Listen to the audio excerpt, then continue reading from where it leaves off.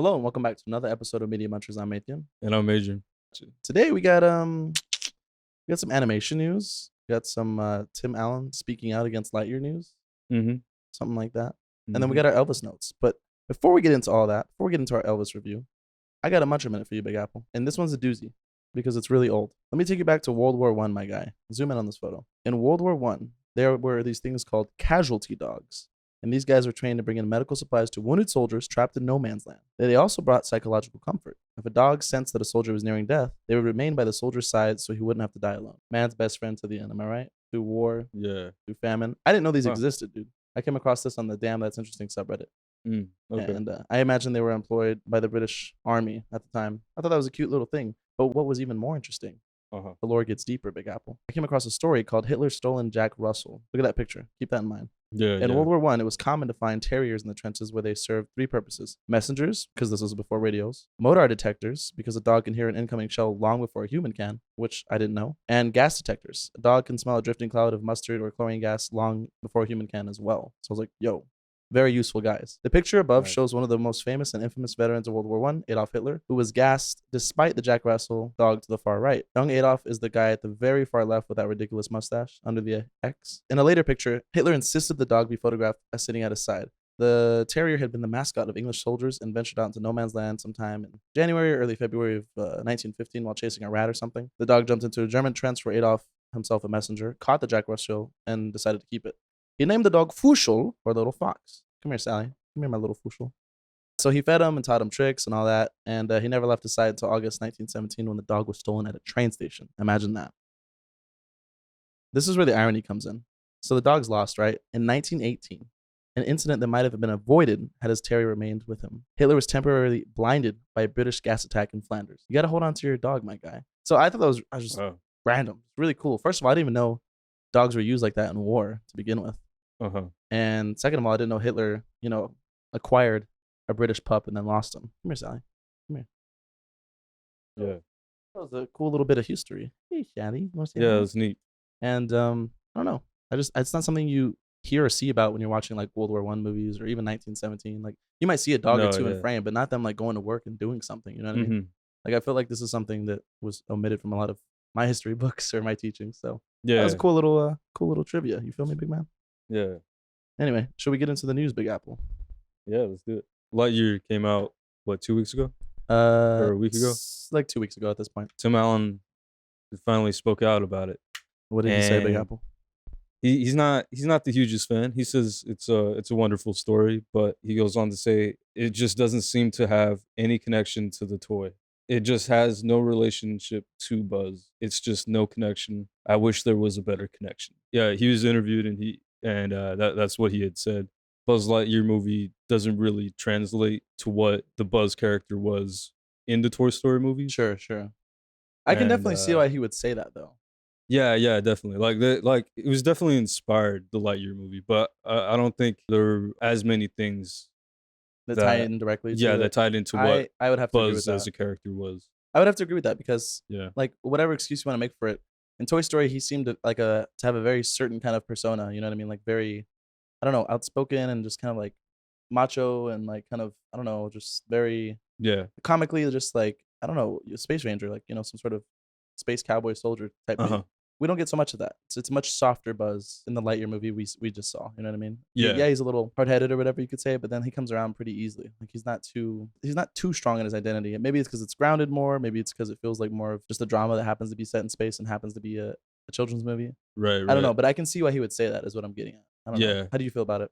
Well, do you agree with him? I think a lot of what he's implying has to do with like the origins of why the toys were designed the way that they were in the original Toy Story. Yeah. And how like they were a play on older generations of toys back in like the 60s and 70s. Sure.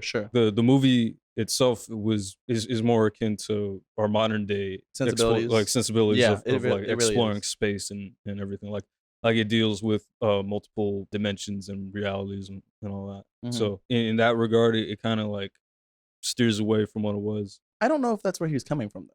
Based on that quote, I feel like he's talking more about the lore and maybe like his personality more. I feel like that's more what he might have been going for. Maybe, yeah. He did say like it wasn't enough of the character. Yeah, Like, and I yeah, think like that, like what you were saying and what I was saying. yeah, yeah. Like Now that it's kind I'm of both. simmering on it, it Yeah. is both. Because you're right. I do remember seeing it came on Toy Story. Maybe it was 2. They had an ad or the actual show, maybe like Hmm. Space Rangers, whatever. Maybe it was an advertisement or something. But they were like Yeah. alluding to that feel of like the 60s, like the homage of Right. what Right. toys were like then. So I do see what you're saying. So yeah, maybe he thinks they missed the mark a little bit on both ends. Hmm. But it is what it is. I think they were going for a more modern take on what that could have been. Because they say it's 95. Like, yeah, this is a 2022 movie. Like straight Yeah. up. That's what it is. And that's fine. I see why he would have said that. It's interesting to hear his opinion on that. He played the character like 4 times. Yeah. So, and then games, I'm sure. Interesting stuff. In other news, the Simpsons production workers go union and they vote to join Animation Guild. So, production workers at the long-running animated television shows The Simpsons, American Dad, and Family Guy have gained voluntary recognition from the parent company, 20th Century Animation, to join the Animation Guild. There was a statement from the union. The production workers won with 90% support across all 3 shows. So essentially, workers are saying like they hope to receive benefits such as healthcare, retirement, and all that stuff, but also change the way production work is seen in the industry. I didn't know they didn't have this before. So there's jobs like production supervisor, coordinator, and writer's assistant that are often seen as stepping stone jobs, said Ashley Cooper, a production manager for The Simpsons. Even though they're integral to making sure shows get on the air, for many people, these jobs end up becoming careers. They also said, so people can wind up spending many years in something that's seen as a job for a young person to do for 6 months, said Cooper. So I thought that was very interesting that there's still positions like that in the world of animation, like shows like The Simpsons and American Dad, and even Family Guy. You think, okay, these are very long running, in The Simpsons case, established shows that people make their bread and butter on. So I would assume every position at an animation studio that deals with a show like that would be seen as like a full-time 9-to-5 benefits kind of job. But I guess that wasn't the case here, and it's good to see that change happening. So I thought that was a really neat article. So good for those people, and I'm glad that more people are getting represented here. The article kind of finishes up saying unionizing isn't rare in animation. Animators, actors, and writers are all part of their respective guilds, but production work has been long excluded from these unions. And as such, production workers often receive much worse benefits than the union counterparts they work with day to day to get the show on the air. So that pretty much puts a bow on it, and I'm glad that's changing. Yeah. A little bit of good news. Nice. A little bit of good news. What else we got here? 2 things. I didn't know this. Did you know McDonald's has a secret menu? I am aware that a lot of places have secret menus. Right. Yeah. In-N-Out's one. Yeah, I think I'm pretty sure Starbucks has one. Starbucks has one. Yeah. Five Guys has one. Yes, but I just didn't. I don't know. I don't know them. I know of them. I just don't know what's on them. Yeah. Because I can't be bothered. Yeah. So apparently they got one too. They McDonald's. Oh, they got what they call menu hacks. Menu hacks. And so essentially they use some of the same ingredients, put things together, mix and match, whatever. And apparently they're bringing a couple of those secret menu items to the regular menu. So embracing them 110%. Accepting them. Let's hear it. So what are they accepting, Big Apple? Tell me. Well, I'm not sure exactly what they're putting on the menu per se, but of their secret menu, what they do have is the surf and turf, which is a sandwich with both filet-o-fish and cheeseburger patties. Interesting. Okay. They also have a hash brown McMuffin, which is an egg McMuffin with the chains hash brown in between the egg and the sausage. That's not so uncommon. I feel like I've heard of that. I feel like I've heard of that. Yeah, I'm pretty sure people just do that. Yeah, people just throw it in there. Okay, go ahead. That sounds pretty normal. But anyways, they also got crunchy double, which is chicken nuggets over a burger. Let's unpack that for a second. Hold on. You're telling me that I'm reading this for the first time. Hold on. No, let's just take a pause on the crunchy double. So instead of bread, we got like, let's say 4 or 5 chicken nuggies. No, this is how I'm interpreting it. Oh, okay. Instead of because I hear crunchy and I hear double. Right. Wouldn't it be cool if they did like nuggets instead of the bread? It's like nuggets in a burger. I mean, that'd be interesting, right? It's already breaded, the nuggets. Yeah, that's true. You just gotta get them to stick together. I don't know. No, they probably let's be real. They probably just throw nuggets on top of a burger and call it a day. That's lame. Yeah. But continue. And the last one is land, air, and sea. Oh boy. It's a McChicken, a Big Mac, and a Filet-O-Fish stacked on top of each other. I'm gonna have to. That sounds like. I'm gonna have to draw the line there. It's a cool name. Yeah. But there's no way I need chicken, beef, and fish all in one underneath like one bun. That's just not gonna do it for me, man. I mean, this is all like American style. Cheap. This sounds like just I don't know, crackhead or like stoner energy. Just like, you know what, man? What if I put this and this, stuffed it in the burger, and I just ate it? And then people do this. That's so weird, but that's kind of cool. I mean, Yeah, I so kind of like. I kind of want more companies to embrace this. Just yeah, get weird yeah. with it. Start mixing and matching shit. I mean, why not? I mean, like Burger King, they got like those black burgers This is just in. aesthetic, right? It's just dyed black. I think so. Yeah, they got those in like South Korea, right? hmm I don't know. There's like a bunch of different like. Oh, and Taco Bell has nacho fries. Talk about some wild stuff. Don't they have Yeah, wings? Don't yeah, they yeah. have They wings? they Have you did. tried those? No, I don't want to try them. I'm scared. I don't I don't want to try know. wings from a taco joint, man. That's Yeah, anyway. People are getting desperate. They just want you to come get their food. Everyone's starting to like get into everything. Like for the longest time, McDonald's didn't even have like a spicy chicken, right. Yeah. and then like Chick-fil-A was selling them like crazy.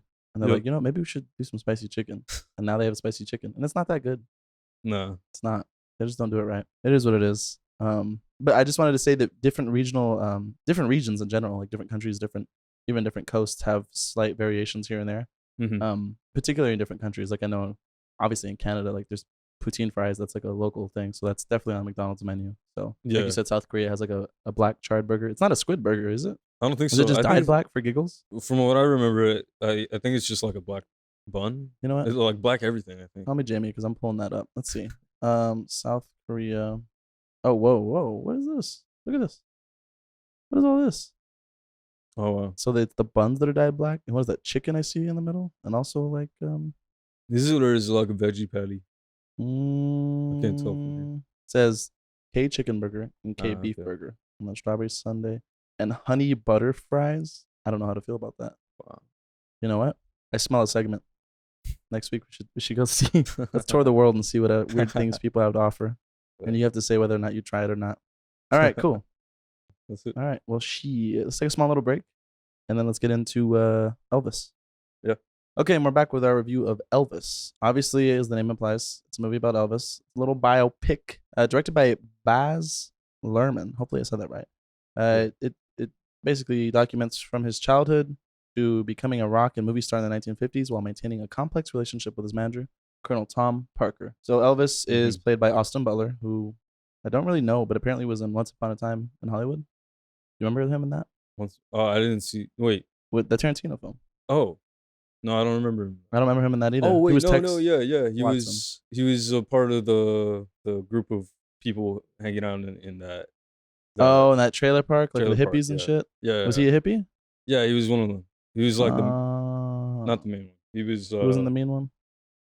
Was he the nice one? He went to Leonardo DiCaprio's house at the end. Oh, to like shoot him up or something? Yeah. Wow, it's been a minute since I've seen that movie. That's good. So that's the only thing I've seen him in before, and I don't even remember him specifically in that. He's also in Zoe 101.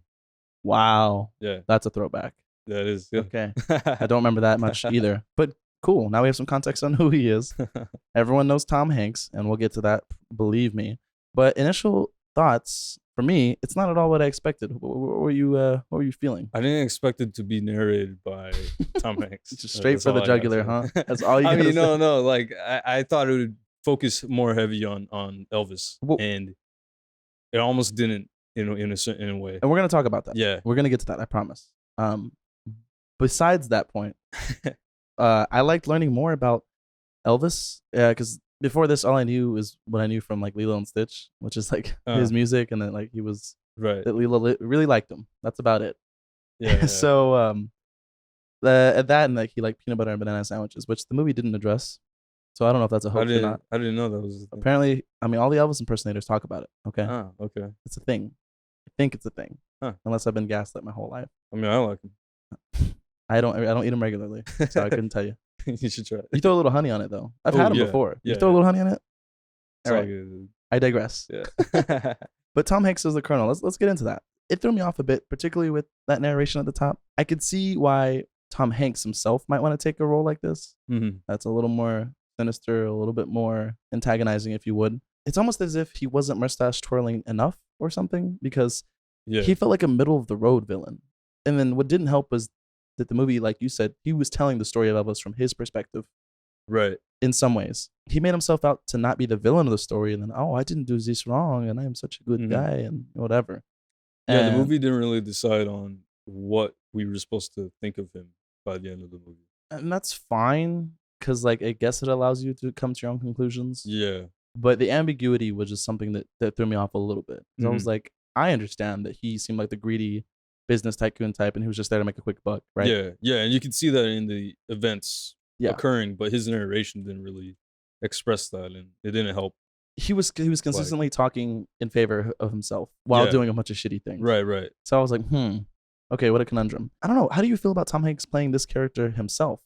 Because he seems like he doesn't really go for the right. You know what I mean? He's like the good everyman in almost every role he is. He never does the kind of villainous type. Right, yeah. How do you feel about him going to something like this? I mean, I think it was like a good decision for him. Sure, but do you like him in this role? I don't think he completely worked. It felt a little cartoonish at times, and I agree. Also, I couldn't quite tell what his accent was supposed to be. It was Is he Italian? vaguely German. Vaguely German? Because I got a little bit of Italian. I'm not like. I'm not an expert either. Yeah, but, I'm no expert. But. He skewed more, Deutsch than anything else, right? A little like German, Deutschland. Yeah. I don't know, vaguely European. Something, right? I don't know. I mean, I could look into his history later, but yeah, the movie makes him out to be an enigma, like some random person who doesn't have a passport. He's not legal. We don't know how he got here. Even he himself is like, my history is not important to you, Elvis, and like just weird, like yeah. So they keep it, his whole character is super ambiguous, other than that he was like a shady person. I guess that adds to it. I don't know, but maybe, and I don't know. Maybe that has to do with like the reality of the actual situation. Like, perhaps. Like maybe he didn't. Maybe we don't actually like know that much information about him. So this could be true. He's a very old dude. Obviously, he's made out to be this manipulator, and he's seeking out what's in his best interest, and he always paints himself in this light, this sympathetic light, especially with the narration and the fourth wall breaks, which was a little weird. I don't think it entirely worked. But I wanted to know how the filmmakers knew he had such strong opinions. Like, is this based on a book he wrote? Like, I need to do more research on that. I'm like, I don't know why they decided to go that route in the first place. That also intrigues me. I don't know. It's just an interesting way to frame an Elvis movie. I liked how we learned a little bit about how Elvis came up in a black neighborhood and how he got his influences from black gospel music. Like, it was clear as day. You could tell he was taken by it. You know what I mean? That and his comics. Like, they got that out the gate, which was really good. That context was important because I don't really know anything about where he came from. I also liked how they paid a lot of homage to Black America in general, specifically like the black woman originally singing Hound Dog. I don't know if it's her song. People say it is, but it's fine. Oh, okay. Whether or not she invented it or not, I'm sure she did. That's what the movie made it seem like. Yeah. And then how he kind of took it for his own and remade it and all that. Like it was kind of weird because the movie, it went about it in a tasteful way, but it was like very much paying homage to all his black inspired and black roots, like with his community of his friends and all that. Right. Yeah. They also don't like really address him stealing it, like in people's opinions on that. Right. It's kind of just like a lot of the melting pot of American culture, just like kind of taking ideas from one another and all that. So it's just they talk about it, they address it, but they don't really like tell you anything about how you should feel or how other people feel about it, except like white America hating it. And we'll get to that, like the controversy and like the Jim Crow stuff. Which it was just interesting. I like seeing all that. It was really funny, like the senator and all that. yeah, the senator and how like. They just hated it. They kept trying to like pull him back. And why are you gyrating those hips, boy? Yeah, especially that first time, like how uncomfortable it made him. Yeah, It's just like really funny seeing it. Yeah, that's crazy though. How something so benign and nothing to us. Like, come on, like just people who were like twerking and like all kinds of people showing skin. It's so crazy how like back then that was like risque and taboo and destroying America's culture. And I was just like, okay, dudes just dancing, I guess. Like, I don't know. Yeah, it's just I like seeing like that. Footloose or something. Yeah, exactly, but to the extreme. And on that note, I liked how we'll get into the editing a little bit later, but I did like how they sprinkled in modern music to paint a tone and like a scene of what things are going like when Elvis is like walking through the streets, all his swagger after he gained a little bit of fame after he took off with that first song. Yeah. After the Colonel found him or whatever. I thought that was an interesting choice. I was not expecting that from a biopic. How did you feel about that? Yeah, I think they're trying to be a little like poetic about it. Like okay. The music that inspired him is now like he's now inspiring that kind of music. Sure. In a way, like and then like there's something I don't know. I think that's a valid take. But yeah, it kind of worked a bit at times at least. I liked it because more than anything else, it set the tone. You know what I mean? It set the tone that like he was like this guy and he was walking through the streets with swagger and everyone liked him, and it kind of just showed it went to show like that's how we're feeling because like we have modern ears and like this is how we feel. This is the kind of emotional response that this kind of music will elicit from us. Instead of playing some hunky dory shit from the 50s, like we hear that and then like that tells you how the people around him might feel and like what the energy was back then. So I think that choice worked more often than it did the modern music, and it wasn't throughout the entire film, but just like at the beginning when he was on the come up, you know what I mean, on that grind. I thought that was cool. I also like that he was in the comic books, specifically Captain Marvel or Shazam. Like they threw some animation in there, and I was like, what's going on here? Like I really liked how this movie just had a really strong sense of direction, like in terms of when I want to do something, I'm going to do it. Like, you know what I mean? Like if this is the sequence, this is the sequence. Even the backstory with his family, there was like a whole animated sequence about his time like growing up in the ghetto, or like how people looked at him shunned or whatever. This movie was really good about capturing the like essence of what Elvis felt like his whole presence and everything. And we should get into that because it kind of goes back to the Colonel, how this movie it's more the lore of Elvis as opposed to like Elvis through his eyes or directly how he feels about certain things. We talked about this on the way home from the movie, that there was like moments of drama, and we saw the friction in Elvis's life, but we didn't really feel it. Like they didn't dwell too much on the baggage, if you would. Like, like Mama, I'm sad. Mama, I'm this, and then he was out, and I was just like, they're not gonna talk about that. And then like a few scenes later, she's dead. Spoilers. Like you know what I mean? And like that wrecks him, and it's beautiful, but I don't know if we got enough time to really become attached to the characters and feel his loss the way he might have felt it. You know what I mean? There was a few moments like that.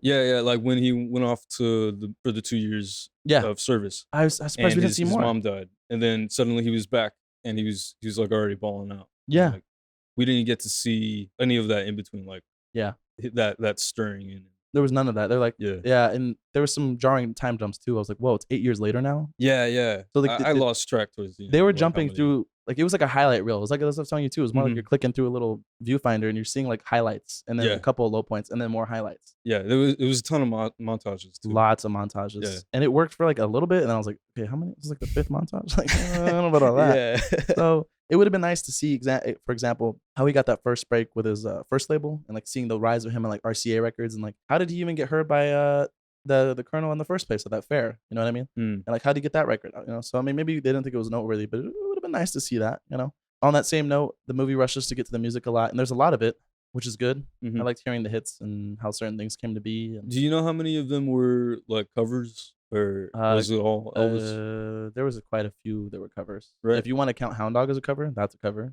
Okay. If you want to count it as that. Can't Help Falling in Love, I don't think that's his. I don't think, I'd have to look that up. But I do know quite a few of his songs are like reimagined, remixed, whatever. And a lot of them are his, but not all of them. Oh no, I meant as oh, you mean like Austin the Butler. actor? Yeah. Oh, there's got to be a how ton many of them. Did he sing? I'd have to look it up. There's got to be a ton of them, because you know what? I can check it right now. I'll go to YouTube Music, because the only time I noticed it was actually Elvis' voice was at the very end when he's doing like his last song. Right. And I was like, whoa, that's like Elvis. And I think they were even like flipping back between. They were Austin Butler and that was Elvis really tastefully done. I like that. I was like, because there was a point where I was like, which footage am I watching? Because they intentionally shot the end of him, like Austin Butler in his fat suit or whatever, and his like makeup, and they intentionally shot that like through like probably one of those OG cameras, and like or just really just wreck the footage to make it grainy and like look like it was from that day in time, and then they cut in the actual footage, and I was like, whoa, that's pretty cash money. So let me look up Elvis soundtrack real quick. Oh wow, there's a lot of songs on here. There's like 36 songs on this. They're all credited as Elvis, but there's a few Austin Butler credits on here. Oh wow, okay. Oh, that's interesting. Maybe there's more Elvis actually in there, and it was him singing to it than we thought. I'd have to go through it and do a deep dive, but he's only. I can count on one hand. Let's see. There's one where he does it with him because they cut it together. So 1, 2, 3. So he actually does do Hound Dog. That's cool. 3, 4. 4 out of 36 songs in the soundtrack are actually Austin Butler. That's interesting. Yeah. Well, they did a great job, or he did a great job lip syncing that shit, because I thought it was all him. The voice was great. Yeah. And then I like how when he was older, it got deeper and raspier. And like you could tell when he was young and he was. He fell into his southern drawl more. Yeah, he did. He did. So I really liked that. I appreciate it. But no, like it was. I know we have like a lot of gripes here and there, but I still enjoyed the ride, the journey of the movie. It was entertaining, and I don't know if it's like my absolute favorite biopic, but I did like as we talked about how strong the direction was and how like it had a lot of flavor to it. It could have been really boring. Like I consider Bohemian Rhapsody kind of like boring. It's just like here's like a very this is what happened, and then this is what happened, and then sad moment, and then powerful, because like the music carried that movie. Yeah, they really did. You know, Freddie Mercury played by help me out here. Rami Malek. Thank you, Rami Malek, whatever. Remy or Rami? I think it's Rami Malek. I've heard Remy. Okay. Well, it might be Ram. Senor Malik Rami did a great job. All right. That's my point. Yeah. But it's just like the movie itself was kind of boring. The music's great, but I just didn't really care. Like the story was meh. I guess that's what happens when these guys die young. Because like that's what brings me to the ending of Elvis. Mm-hmm. Like it gets slower by the second 2/3 rather. He finds his wife, his kid. Yeah. Because it was a high pace at the beginning. It was like it was just like running through. Well, I mean, you can equate that to his life, though. You know what I mean? Like, I guess so. Just a straight shot to the top, and then he starts to dwindle. So I guess that makes sense. Yeah. And then the Colonel's doing his shenanigans, gets him pretty much trapped at the International. Doesn't want him to go on tour because the Colonel's like not a real person, doesn't have his papers or whatever. Mm-hmm. And then like what I wish we saw more of is his spiral into like the drug abuse. Like I don't know if it was him just being mismanaged completely by the Colonel or the dude just couldn't keep up with the amount of performances he had to do. Yeah, because it didn't really like touch on what in particular made him get into drugs. Yeah, like they hint at it with the little pill they take when they're on the road when he's first starting out. Yeah. But it's like it doesn't seem that prevalent throughout the film. We don't see him like popping it on the side or whatever. Yeah, it's not really until he asks the dad. Yeah, I'll fix it. Yeah, it's not until he asks his dad that to call the doctor for him that it's not really like oh, he's going down the bad lane. Yeah, they really didn't show the spiral until the very last second. Yeah. You know what I mean? Well, he's cooped up in his room and this and that. It was just more like that's where I get to the point where it's like it feels less about him and more like about him, but not him. Like we're talking, he's in his room, he's doing that. He's like, okay, but why? What's leading him to do these choices? We don't see much of that. I don't know why they didn't think it was important, but it would have been nice to see. One of the better moments in the film for me was the Christmas special. I really liked him finding his kind of voice and define that and his relationship with like seeing Dr. King die and like making like a protest song. And it's just kind of like he's kind of trying to find himself the entire movie and he never quite finds it. And that's kind of bittersweet because by the end he's like dead and you know, he has all that stuff. But I think maybe that's why we didn't get a good sense of his identity. It's because he wasn't really fully ever fleshed out. He was kind of just going for a ride and then stumbling along the way and you know, bad choices here and the Colonel screwing him over there and stuff like that. It was just kind of like it was a toxic mess. It was a toxic like that's kind of the best way I can describe it. Definitely. I mean, we're left with the music, but I think that's why we don't hear too much about him. It's like, it's not all good news in his life. But overall, I still enjoyed the film. I mean, I like this point you have written down here. You didn't get to understand the intimacies of relationships between Elvis and others. I like that because we only get to see the closest thing we get to see to that is his relationship with his mom at the very beginning when she's like, I just don't want to lose you, this and that, and he's going on tour. Like, you're not gonna lose me, mama. Right. Like all hugging her and shit. And then he totally she totally loses him. But then that's about it. Like we get that one little scene, and like they mean something to each other. Doesn't all our mothers, right? And then we don't really get to see it falling apart. I mean, they get the great house, things are great. She's like, well, this house don't mean nothing to me. It's just like, but y'all, you know what I mean? Like it's kind of like I don't know. We didn't get enough of like the straining between them. You know what I mean? And he goes off on her about drinking too much, and like I can understand that, but like we didn't get to see more of like the just quiet moments of like what makes them tick, what makes them bond, what makes them strong. Right. You know, what do they talk about? Like, you know, same thing with the wife. Yeah, especially. Okay, we got married. Cool. Picture perfect. Okay. Nothing else up until they break up. Exactly. It's like we met and things were great. They had a cute little scene when they met. I never met a girl like you. Well, I hope not. This and that. You know, but yeah, and then just kind of like the trophy wife, and then they broke up. And I was just like, maybe like, and I guess that might have been the point. Maybe that did play into his life that he didn't have time for others like that. Yeah. Maybe that's part of it. Yeah. So if that's the case, then good choice. But if not, would have been nice to see. Okay, I think I don't have too much more to say about that. It's still really good. It's better than other biopics in my opinion. Not the greatest, but it's pretty good. And I enjoyed it. I recommend it for anyone who likes Elvis. Because I was very casual, and I was like, "Oh shit!" Hey, before we go, can we talk about the first time he performed, like for the girls? Yes, dude. Let's talk about that. That was the funniest moment.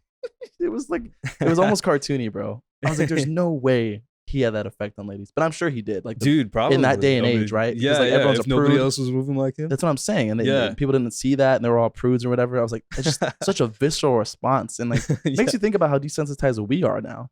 I mean, we're gonna get to it, but we talk about like stuff like we see on The Boys. I'm like, bro, nothing's even surprising anymore. They're like 3 seasons deep. Like in season 1, I was like, oh, they did what? And in this season, I'm like, we literally saw like Hero-gasm. I'm like, whatever. Who cares? Yeah. Who gives a shit? It's just weird that stuff that didn't fly back then that kind of flies now. I don't know. How far will we go? But that was a powerful scene. Getting off track. That was a powerful scene, and he really embodied him well. I got it. Credit, props to Austin Butler. Like, Yeah, I was like, this is Elvis. So like, this is it, man. This is it. So they nailed the one thing they had to nail in this movie, among a couple other things. But I'm with it, man. I'm with it. Good stuff. Unless you have anything else. No, that's it. I think that's our review of Elvis, y'all. For Media Munchers, I'm Matthew. And I'm Adrian. And we're gonna catch you on the flip side.